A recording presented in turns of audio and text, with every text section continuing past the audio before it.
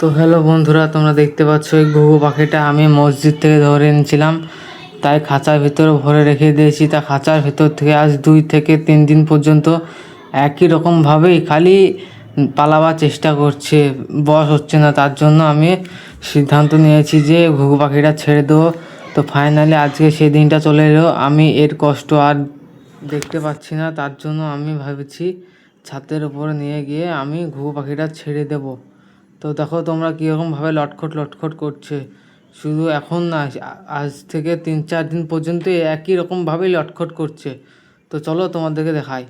Finally ঘুঘু পাখিটা ছাদের ওপর নিয়ে চলে এসেছি, তোমরা দেখতে পাচ্ছ আমি হাতে করে ধরে আছি, কিন্তু তাও খুব এক্সাইটেড হয়ে আছে ঘুঘু পাখিটা আমাকে নিয়ে কি করছে।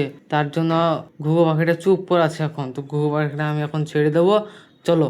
তো বন্ধুরা দেখো, আমি ঘুঘু পাখিটা ছেড়ে দিলাম, আমি তাও স্লো মোশন করে দেখিয়ে দিয়েছি আপনাদেরকে। তো ছেড়ে দেওয়ার পর ও বাঁশঝাড়ের উপরে বসলো, ওই দেখো দেখতে পাওয়া যাচ্ছে।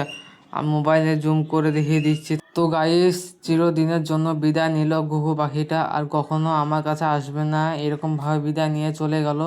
তো খানিকক্ষণ মন খারাপ করে বসেছিলাম। তো তোমরা দেখতে পাচ্ছ এবার ঘুঘু পাখির খাঁচাটা একা হয়ে গেল, পুরো ফাঁকা। তাই ভাবছি আর একটা ঘুঘু পাখি আনবো না, তাই একটা কবুতর আনবো। তো বন্ধুরা, আমি যখন কবুতর আনবো তখন তোমাদের মাঝে আবার একটা নিউ ভিডিও নিয়ে চলে আসব। তো বন্ধুরা, এই ভিডিওটা যদি ভালো লেগে থাকে তো একটা সাবস্ক্রাইব, লাইক, কমেন্ট করে পাশে থাকবেন। আর ঘুঘু পাখিটা ছেড়ে আমি ঠিক করেছি না ভুল করেছি সেটা অবশ্যই কমেন্টে জানাবেন। তো বন্ধুরা, ফাইনালি আমি ঘুঘু পাখিটা ছেড়ে দিয়েছি। তা এই ভিডিওটা যদি আপনাদেরকে একটু ভালো লেগে থাকে অবশ্যই লাইক, কমেন্ট, সাবস্ক্রাইব করতে ভুলবেন না। আবারও দেখা হচ্ছে নেক্সট ভিডিওতে।